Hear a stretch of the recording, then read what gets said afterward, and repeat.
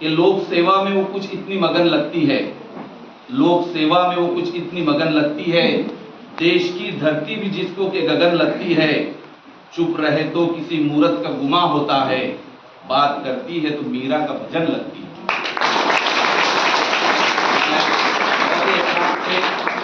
गोरखोड़े madam को आवाज देता हूं कि वो आए और अपने तासुरात पेश करें। नमस्कार। बदलापूर एज्युकेशन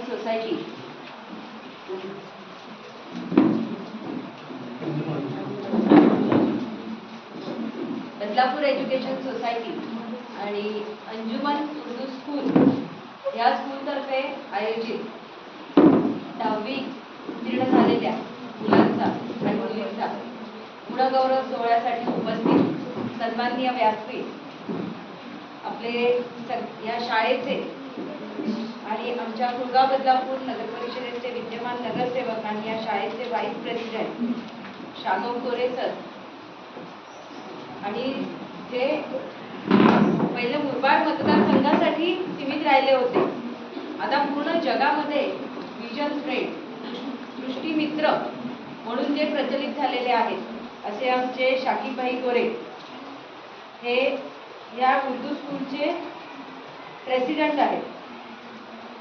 त्याचबरोबर senior teacher Nikhat Mirza miss, headmaster Wahab Shaikh,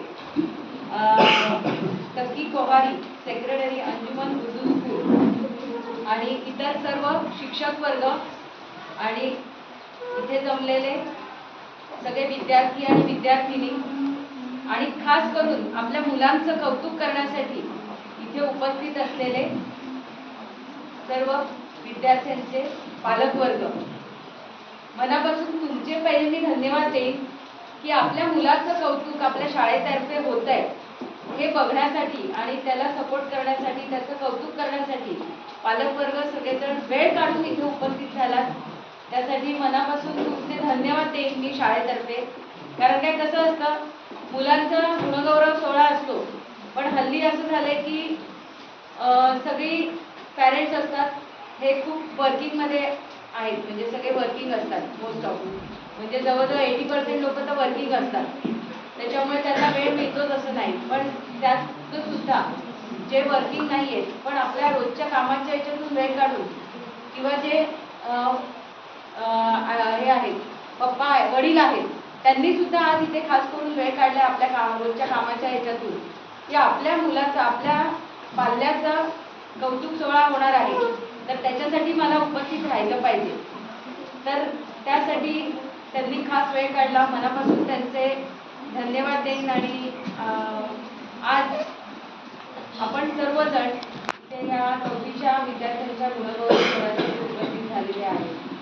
शाबूभाईंनी मला सांगितली हिस्ट्री, शाकीबाईंनी हिस्ट्री सांगितली शाळेची, कशी सुरुवात झाली, कशी शाळा चालतीये।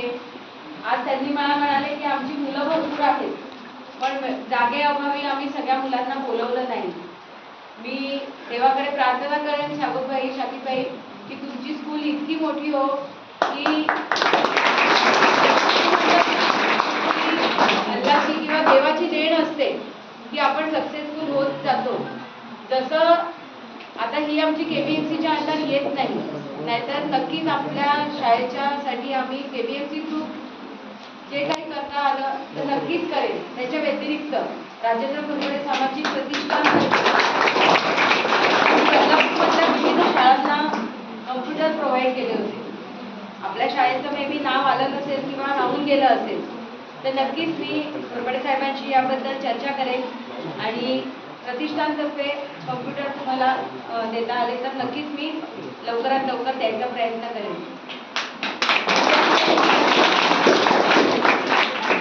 तुम्ही सर्वजण आज 10th पास आउट झाले, लहानपणापासून या स्कूलमध्ये तुम्ही शिकत आले आहात, इथे वेगवेगळ्या शाळांचे पण विद्यार्थी आहेत ज्यांनी टॉप केलं आहे, ते सगळेजण खास करून म्हणजे मला हे जास्त आवडलं पाहिजे की तुम्ही फक्त तुमच्या स्कूलच्याच विद्यार्थ्यांचा गुणगौरव सोहळा नाही ठेवला तर तुमच्या जवळपासच्या जेवढ्या शाळा आहेत त्या सगळ्या शाळांच्या विद्यार्थ्यांना तुम्ही येस, सर्व माध्यमिकच्या शाळांच्या मुलांना तुम्ही आज इथे बोलवलं आणि त्यांचा कौतुक सोहळा ठेवला आहे. खरंच खूप कौतुक करण्यासारखी गोष्ट आहे. आज 9वी पास हा पहिला आपल्या लाईफचा टप्पा असतो. तो टप्पा पार केल्यानंतर तुम्हाला बरेच चॅलेंजेस येतात. म्हणजे लाईफमधले शिक्षणातले जेवढे तुमचे टप्पे असतात ते तुमच्या आयुष्यातले टप्पे असतात असं मानायला हरकत नाही.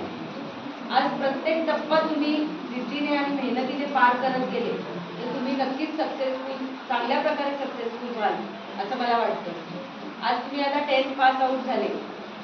10th पास झाल्यानंतर सगळ्यांना असं वाटतं की 10th बोर्ड आहे, 10th पास झालं म्हणजे झालं, तर तसं नसतं. ही फर्स्ट स्टेप आहे, ही पहिली पायरी आहे तुमच्या शिक्षणाची. कारण त्या पुढे आता तुम्हाला अजून चॅलेंजेस येणार लाईफमध्ये, स्वतःला प्रूव्ह करण्यासाठी, स्वतःला सिद्ध करण्यासाठी. आणि महात्मा ज्योतिबा फुले आणि महात्मा सावित्रीबाई फुले यांच्यामुळे आज आपण महिला पण शिक्षित झालेल्या आहोत. आज आपण स्वतःच्या पायावर उभे राहिले. शिकल्यावर काय होतं, शिकल्यानंतर आपला विचार करण्याचा दृष्टिकोन बदलतो आणि विचार करण्याचा दृष्टिकोन बदलल्यानंतर आपण जे काही आपल्याला अचीव करायचं असतं ते आपण अचीव करू शकतो. आणि त्याचं जिवंत उदाहरण म्हणजे मी, एक महिला कुळगा बदलापूरची प्रथम नागरिक म्हणून आज इथे उभी आहे. आज हे सगळं मी साध्य करू शकली शिक्षणामुळे, माझ्या ज्ञानात पडलेल्या भरामुळे. आज सामाजिक उपक्रम राबवताना, सामाजिक कार्य करता करता एक विचार करण्याची दृष्टी आपली बदलत जाते आणि त्या अनुषंगाने आपल्या प्रभागातील, आपल्या शहरातील नागरिकांना काय हवं आहे. आज प्रभागामध्ये काम करत असताना आमच्या प्रभागातल्या नागरिकांना काय द्यायला पाहिजे. आज रस्ते, गटार, पायवाट, पेवर ब्लॉक बसवायचे, या सगळ्या गोष्टी तर आता नॉर्मल झाल्या. म्हणजे आप्पांनी तर काही सांगितलंय, रस्ते, पायवाट आणि गटारसाठी माझ्याकडे यायचं नाही, तुम्ही काय त्याच्यावर नाव घेणार आहेत का. तुम्ही अशा काहीतरी गोष्टी घडवा की लाईफ लॉंग तुमचं नाव त्याच्यावर राहिलं पाहिजे. त्या अनुषंगाने आम्ही मोठी स्वप्न बघितली. मोठी स्वप्न बघून त्या अनुषंगाने आम्ही काम करायला सुरुवात केलेली आहे. आज कुळगा बदलापूर नगर परिषदेमध्ये आम्ही नाट्यगृह असो, सांस्कृतिक भवन असो, स्पोर्ट्स कॉम्प्लेक्स असो, अत्याधुनिक स्विमिंग पूल असो, अशा एक ना अनेक विविध उपक्रम आम्ही हाती घेतलेले आहेत. आणि ते उपक्रम जेव्हा तयार होतील तेव्हा त्या ह्याच्याने लक्षात येईल की आपण ह्या शहरासाठी काय दिलं आहे. त्याच्यामुळे स्वप्न बघायची असती ना, उघड्या डोळ्यांनी मोठी स्वप्न बघायची कधी सुद्धा. आणि ती स्वप्न कशी साध्य होतील ह्याच्यासाठी तुम्ही सगळ्यांनी प्रयत्न करायचे. आज 10th पास झाले, कॉलेज लाईफ चालू होईल. कॉलेज लाईफ चालू झाल्यावर सगळ्यांना असं अट्रॅक्शन असणार आहे, आम्ही कॉलेजमध्ये आलो, आम्ही कॉलेज गर्ल झालो, कॉलेज कुमार झालो. पण ती हवा डोक्यात जाऊन द्यायची नाही कधी. कारण त्या अभ्यासात जर आपण मागे पडलो ना तर आपली प्रगती थांबते. आणि प्रगती कुठे थांबायला नको. जसे 10thला तुम्हाला मार्क्स मिळाले त्याच प्रकारे 12thला मार्क्स कसे मिळतील किंवा डिग्रीला मार्क्स कसे मिळतील जास्तीत जास्त, ह्याच्यासाठी तुम्ही प्रयत्न करायचे. लाईफ एन्जॉय करायची, पण ती लाईफ एन्जॉय करण्याची पण एक पद्धत असते. आज तुम्ही कॉलेजमध्ये गेल्यावर, आता तुम्ही इथे शाळेपुरते सीमित होते, तुमच्या गावापुरते सीमित होते. शाळेतनं जायचं, घरी यायचं, घरातून शाळेत यायचं, हाच तुमचा उपक्रम असायचा. किंवा घरातले मोठे खर्चे तुमच्या बरोबर असायचे. ह्याच्या पुढे असं असणार आहे, तुम्ही कॉलेजमध्ये जाल, कोणी बदलापूरमध्ये जाईल, कोणी पुढे अजून जाईल, मुंबईपर्यंत कॉलेजला जाईल. तिथे गेल्यानंतर तुम्ही हे बघायचंय की अभ्यास करता करता तुमचे टीचर्स तुम्हाला शिकवतात, त्या अनुषंगाने तुम्हाला फ्रेंड्स कुठले मिळतात. कारण ते जरुरी नाही की इथलेच फ्रेंड्स तुमच्या त्या शाळेत किंवा त्या कॉलेजमध्ये असले पाहिजे. पण ह्याच्यामध्ये तुम्ही एवढंच बघायचे की आपल्या पॅरेंट्सने आपल्याला कॉलेजमध्ये शिकायसाठी पाठवलंय, त्यांचं आईवडिलांचं नाव मोठं करण्यासाठी पाठवलंय. आपल्याला ज्या स्कूलच्या आपल्या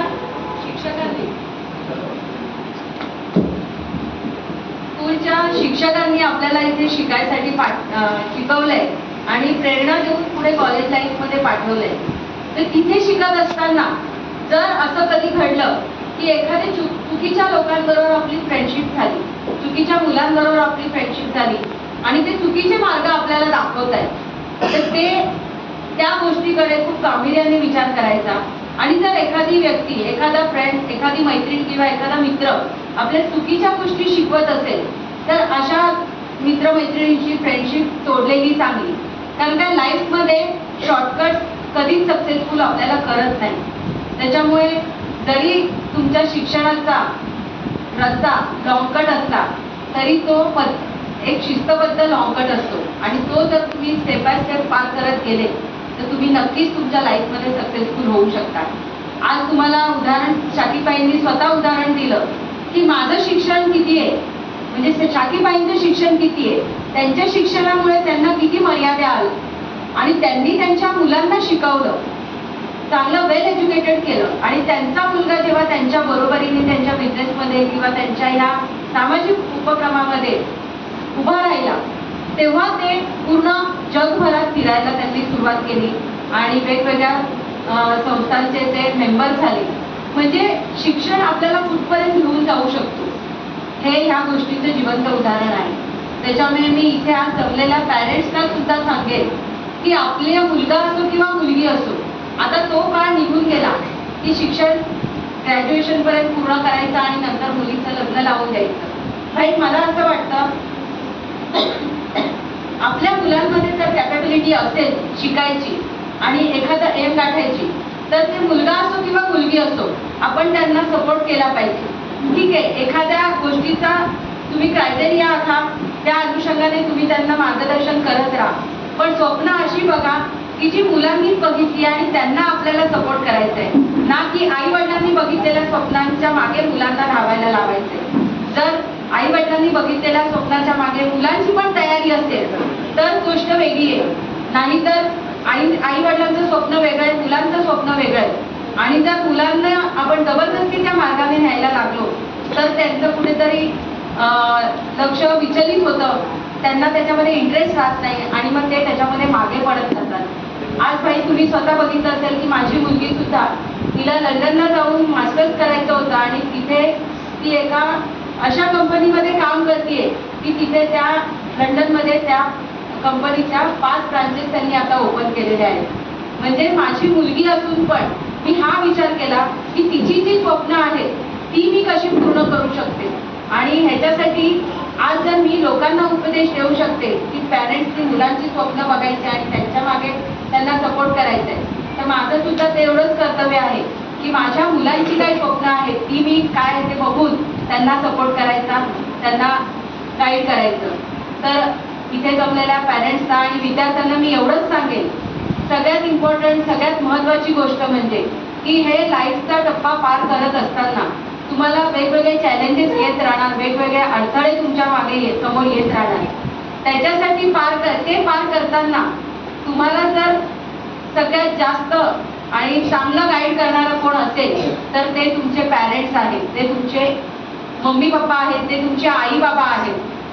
तर तुम्ही त्यांना अंधारात ठेवून कधीच कुठली गोष्ट करू नका, एवढंच मी आजच्या दिवशी सांगेन. कारण काय, आपण कुठल्याही प्रॉब्लेममध्ये जरी अडकलो तर आपले आई आणि बाबा आहेत हे आपल्याला सगळ्यात पहिले सपोर्ट करतात आणि त्या प्रॉब्लेम्समधून बाहेर काढतात. त्याच्यामुळे सगळ्यात चांगले फ्रेंड्स जर तुमचे कोण असतील तर ते तुमचे मम्मी आणि पप्पा असतात. आणि पॅरेंट्सनी पण आपल्या मुलांचं एक ठराविक वय झाल्यानंतर ॲज अ फ्रेंड म्हणून त्यांना ट्रीट करायचं, त्यांच्या मनातल्या गोष्टी काय आहेत, काय त्यांना सांगायचं आहे, ते लोक आतल्या पुढं न राहता प्रत्येक आपल्या मनातली गोष्ट तुम्हाला शेअर करतील अशा दृष्टिकोनातून त्यांच्याशी रिलेशन मेंटेन करायचे. म्हणजे कसं असतं, कधी कधी मित्रमैत्रिणी एकमेकीची म्हणजे मुली मैत्रिणींची गोष्टी शेअर करतात, मुलं मित्रांची गोष्ट शेअर करतात, पण आई वडिलांची गोष्ट शेअर करताना खूप घाबरतात. तर आपण असं माहोल क्रिएट करायचा की आपली मुलं काही झालं तरी प्रत्येक गोष्ट येऊन आपल्याला घरी येऊन सांगतील, असा आपण माहोल क्रिएट करायचा, जेणेकरून तुमचं लाईफ खूप सुरळीत चालेल. आणि लाईफमध्ये कितीही आपल्या मुलांना प्रॉब्लेम्स आले, काही कुठली संकट आली, कुठल्या अडचणीत जरी ते सापडले तर ते नक्कीच त्याच्यातून बाहेर येतील. मी आज एवढंच सांगेन की आज या उर्दू शाळेमध्ये मी पहिल्यांदाच एका कार्यक्रमाला आली, 2-3 वेळा आली, पण कार्यक्रम वेगळ्या वेगळ्या प्रकारचे होते, त्याच्यामुळे शाळेला जवळून बघण्याचा मला कधी वेळ आला नाही. पण आज मी आली, इथे बघितलं, सगळी माहिती घेतली, खरंच खूप चांगल्या प्रकारे. आणि आज तुमच्या ह्या मिस आहेत, ह्या मिस पण आज 35 इयर्स झाले त्यांनी आपला या स्कूलसाठी दिले. म्हणजे एक महिला शिक्षित झाल्यानंतर ती एक स्कूल किती चांगल्या प्रकारे हँडल करू शकते त्याचं जिवंत उदाहरण तुमच्या समोर आहे. तर त्यांना रोल मॉडेल पाहिजे तर तुम्ही डोळ्यासमोर ठेवा आणि पुढे लाईफमध्ये तुम्हाला कसं काम करायचंय त्याच्यासाठी काम करा. मला माहिती आहे, मी मराठीतून भाषण केलंय, मला माहिती नाही किती जणांना समजलंय नाही समजलंय, पण मला असं वाटतं स्कूलमध्ये मराठी होत आहे. येस, मी जाता जाता एवढंच सांगेन, कौतुक म्हणजे तरी काय असतं, कौतुक म्हणजे तरी काय असतं, आपल्याच कर्तृत्वांची मिळालेली थाप असते, सहजासहजी ती मिळत नसते, त्यासाठी परिस्थितीशी झगडावे लागते. आज अशाच परिस्थितीशी झगडून आणि चांगल्या प्रकारे अभ्यास करून तुम्ही सर्वजण या 10वीचा पहिला टप्पा तुम्ही पार केलेला आहे. पुढचा लाईफमधला हर एक टप्पा, शिक्षणाचा हर एक टप्पा तुम्ही अशाच प्रकारे चांगल्या प्रकारे आणि उत्तम प्रकारे पार पाडाल आणि लाईफमध्ये चांगले सक्सेसफुल व्हाल अशी मी आशा बाळगते. आणि आज मला इथे बोलवून जो मान सन्मान दिला त्यासाठी मनापासून तुमचे मी धन्यवाद देते आणि थांबते. जय हिंद, जय महाराष्ट्र.